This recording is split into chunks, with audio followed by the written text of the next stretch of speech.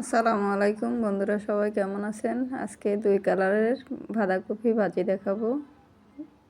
বাঁধাকপিগুলা কুটি কুটি নিলাম বা কাটে নিলাম, তারপরে গাজর দিছি, আলু দিছি, ভালো করে কেটে ধুয়ে নেব।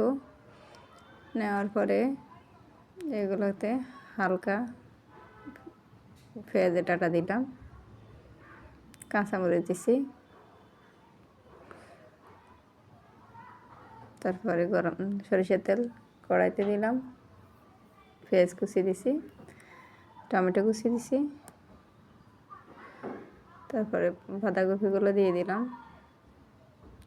রসুন বাটা দিলাম, হলুদ গুঁড়া, জিরা ধনিয়া গুঁড়া,